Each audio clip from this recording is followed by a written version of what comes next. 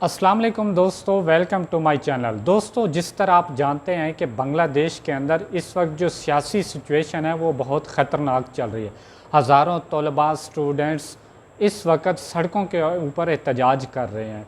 इस एहतजाज और इस सियासी सूरत हाल की वजह आखिर क्या बनी, बांग्लादेश के अंदर आखिर क्या हुआ कि जिसकी वजह से उनकी वज़ीर आज़म हसीना वाजिद अपने ओहदे से मुस्ताफ़ी होकर मुल्क से फ़रार हो गई हैं और सदर ममलिकत ने भी आज असम्बलियाँ तहलील कर दी हैं। तो आइए आज हम इस वीडियो के अंदर जानते हैं कि बांग्लादेश के अंदर आखिर ऐसा क्या हुआ कि वहाँ इस वक्त जो सियासी हालात हैं वो बहुत ख़तरनाक होते जा रहे हैं।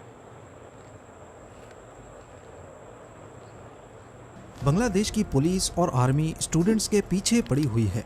कहीं पुलिस वैन्स स्टूडेंट्स के ऊपर से गुजरती हुई दिखाई दी तो कहीं हेलीकॉप्टर्स को यूनिवर्सिटी की छतों पर लैंड करते देखा गया।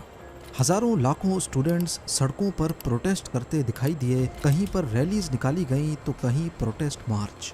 देखते ही देखते स्टूडेंट्स की तहरीक इतनी फैल गई कि उन्होंने मजबूर होकर रोड्स, हाईवेज और रेलवे सिस्टम को भी ब्लॉक कर दिया। नौबत यहाँ तक आ पहुंची कि बांग्लादेश की सरकार ने पुलिस के साथ साथ आर्मी को भी स्टूडेंट्स के मद्दे मुकाबिल ला खड़ा किया।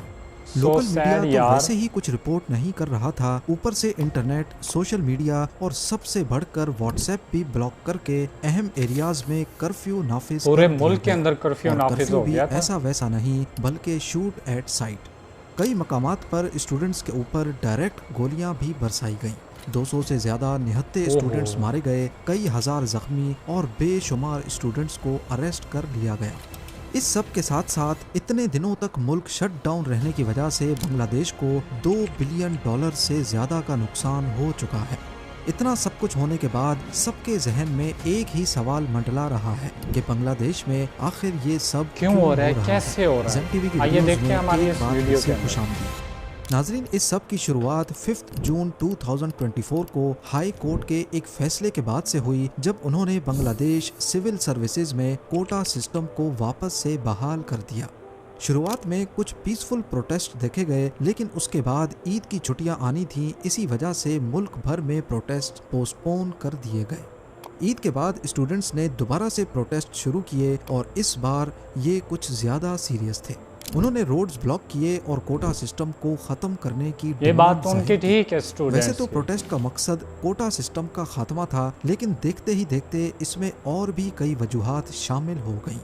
बांग्लादेश में अवामी लीग पार्टी की गवर्नमेंट है और इसी पार्टी का एक स्टूडेंट विंग है जिसको छात्रा लीग कहा जाता है। छात्रा लीग के मेंबर्स ने प्रोटेस्ट करने वाले स्टूडेंट्स पर कई मकामात पर हमले किए और वो भी पुलिस की सपोर्ट से। इस मामले पर स्टूडेंट्स जो पहले सिर्फ कोटा सिस्टम के खिलाफ प्रोटेस्ट कर रहे थे, उनमें गुस्से की एक लहर गुस्सा तो आना था भाई। साथ ही साथ कई मकामात पर आर्मी ने यूएन की गाड़ियों को प्रोटेस्टर्स के खिलाफ इस्तेमाल किया, जिससे ये समझा गया कि शायद यूनाइटेड नेशंस भी इस सब में मुलविस है। जब ये खबर इंटरनेशनल मीडिया पर चली तो पूरी दुनिया में यूनाइटेड नेशंस का एक बुरा इंप्रेशन गया और यूएन ने बांग्लादेश से ऐसा करने की वजह तलब की। मालूम पड़ा कि कुछ गाड़ियां यूएन मिशन को रेंट की गई थीं, लेकिन उन पर से लोगो नहीं हटाया गया था। अभी प्रोटेस्टर्स का गुस्सा थमा ही नहीं था कि 14 जुलाई 2024 को बांग्लादेश की प्राइम मिनिस्टर शेख हसीना ने कुछ रिमार्क्स दिए, जिसने मामले को मजीद गंभीर बना दिया। उनका कहना था कि फ्रीडम फाइटर्स को अगर जॉब्स में कोटा नहीं दिया जाएगा तो क्या रजाकारों को दिया जाएगा। प्राइम मिनिस्टर के इस बयान ने तो जैसे आग सी ही लगा दी, लेकिन इस बयान की असल वैल्यू आपको तब समझ आएगी जब आपको फ्रीडम फाइटर्स और रजाकार के बारे में इल्म होगा। जैसा कि आप जानते हैं कि 1971 से पहले बांग्लादेश पाकिस्तान का हिस्सा हुआ करता था। उस वक्त इसको ईस्ट पाकिस्तान, जबकि आज के पाकिस्तान को वेस्ट पाकिस्तान कहा जाता था। ईस्ट और वेस्ट पाकिस्तान दोनों को इंडिया ने डिवाइड किया हुआ था। इन दोनों में फासला भी काफ़ी ज़्यादा था और दोनों के बीच रिलीजन को छोड़कर काफ़ी सारे डिफरेंसेस पाए जाते थे, जिसमें लैंग्वेज का फ़र्क सबसे बड़ा था। ईस्ट पाकिस्तान यानी कि बांग्लादेश में शेख मुजीबुर रहमान की अवामी लीग का काफ़ी ज़्यादा होल्ड था, जबकि वेस्ट पाकिस्तान में मुख्तलिफ पॉलिटिकल पार्टीज़ मौजूद थीं। उस वक्त पाकिस्तान में मार्शल लॉ लगा हुआ था और जनरल यहया खान, जो उस वक्त चीफ मार्शल लॉ एडमिनिस्ट्रेटर थे, उनकी जिम्मेदारी थी पाकिस्तान में जनरल इलेक्शंस करवाने की। इन इलेक्शंस में ईस्ट पाकिस्तान की अवामी लीग को काफ़ी कामयाबी मिली, जिन्होंने ईस्ट पाकिस्तान की 169 सीट्स में से 167 सीट्स को क्लीन स्वीप कर दिया। अब पाकिस्तान की नेशनल असेंबली की टोटल सीट्स ही 300 थी, जिनमें से 167 यानी कि आधी से भी ज़्यादा सीट्स ईस्ट पाकिस्तान की अवामी लीग ले चुकी थी, जिसका मतलब था कि Awami League national assembly of Pakistan में अपनी गवर्नमेंट ये मेन वजह थी जो बांग्लादेश और उस वक्त की पाकिस्तान को मिलिट्री जिसने अलग लीडरशिप किया ऐसा था। नहीं चाहती थी, जिसके चलते ईस्ट पाकिस्तान में सिविल डिसओबीडियंस की तहरीक चल पड़ी।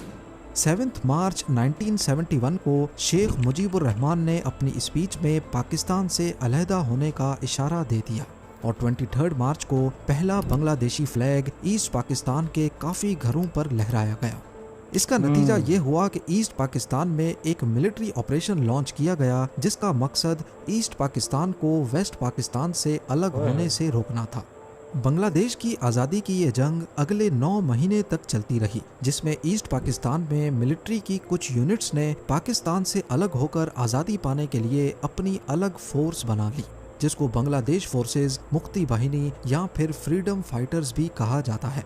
दूसरी तरफ बांग्लादेश में ही मौजूद वो ग्रुप जो वेस्ट पाकिस्तान को सपोर्ट करता था, उनको रज़ाकार कहा जाता है। इस जंग के आखिरी 2 हफ्तों में बांग्लादेश को इंडिया की सपोर्ट भी हासिल हो गई और यूं ईस्ट पाकिस्तान वेस्ट से अलग होकर बांग्लादेश बन गया। अब क्योंकि फ्रीडम फाइटर्स की मदद से ही बांग्लादेश आज़ाद हुआ था, तभी शेख मुजीबुर रहमान जो कि बांग्लादेश के प्रेसिडेंट बन चुके थे, उन्होंने बांग्लादेश सिविल सर्विसेज में फ्रीडम फाइटर्स का अलग से 30% कोटा रख दिया। 1997 में यानी कि लिबरेशन वॉर के 26 सालों के बाद बांग्लादेश सिविल सर्विसेज में फ्रीडम फाइटर्स की रिक्रूटमेंट काफ़ी कम हो गई, जिसके चलते गवर्नमेंट ने ये कोटा सिर्फ फ्रीडम फाइटर्स नहीं बल्कि उनके बच्चों के लिए भी बढ़ा दिया। और फिर 2010 में ये बात बड़े फाइटर्स का गौर कोटा से उनके सुनने वाले, पोते इसी वजह पोतियों से के आज लिए भी बांग्लादेश के eligible जो कर हालात दिया हैं गया। वो लेकिन खराब इसके है। बावजूद भी सिर्फ 10% फ्रीडम फाइटर्स की नस्ल ये कोटा ले रही थी और बाकी का कोटा ये ज़ाया हो मेन जाता। वजह थी उसकी। अब पूरे main। मुल्क में जो लोग मेरिट पे मेहनत करके सिविल सर्विसेज की जॉब हासिल करना चाहते, उनका कोटा 44% था और वो भी अब कम पड़ने लगा।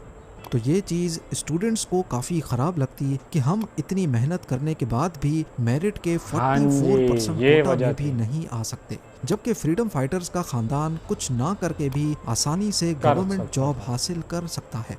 8 मार्च 2018 को बांग्लादेश हाई कोर्ट में कोटा सिस्टम के खिलाफ एक पिटीशन फाइल हुई, जिसको कोर्ट ने रिजेक्ट कर दिया।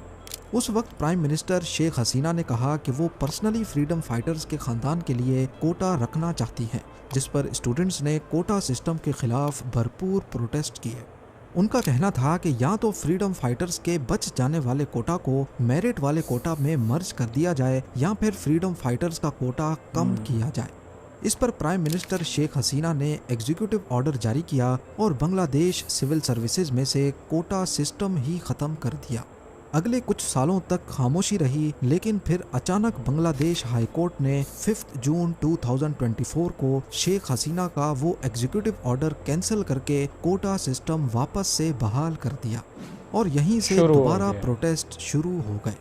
जब हालात हद से ज़्यादा बढ़ गए तो 21 जुलाई 2024 को सुप्रीम कोर्ट ऑफ बांग्लादेश ने कोटा सिस्टम में भारी रद्दोबदल का ऑर्डर पास किया। उस ऑर्डर में 93% कोटा मेरिट के लिए दिया गया, जो कि पहले 44% पहले था। अब उन्होंने 93% जो पहले 30% था उसको कम करके 5% कर दिया गया। 1% माइनॉरिटीज और 1% माजूर लोगों के लिए फिक्स किया गया। इस ऑर्डर के बाद स्टूडेंट्स ने सिर्फ इस शर्त पर प्रोटेस्ट खत्म करने का फैसला किया कि उनके अरेस्ट किए गए साथियों को छोड़ा जाए और जिन इलाकों में स्टूडेंट्स को मारा गया वहां के गवर्नमेंट ऑफिशियल्स रिजाइन करें। फिलहाल जिस वक्त ये वीडियो बन रही है उस वक्त तक स्टूडेंट्स की डिमांड्स पूरी नहीं हुई, लेकिन गवर्नमेंट का मानना है कि सिचुएशन काफ़ी हद तक कंट्रोल में है। मोबाइल सर्विस, इंटरनेट और सोशल मीडिया दोबारा से खोले जा रहे हैं। आपका इस पूरे सिनेरियो के बारे में क्या ख्याल है, मुझे कमेंट सेक्शन में ज़रूर बताइएगा। उम्मीद है ज़म टीवी की ये वीडियो भी आप लोग भरपूर लाइक और शेयर करेंगे। मिलते हैं अगली शानदार दोस्तों, अगर आपको मेरी ये वीडियो पसंद आए तो मेरे इस चैनल को ज़रूर सब्सक्राइब करें और बेल आइकन को ज़रूर दबाएं।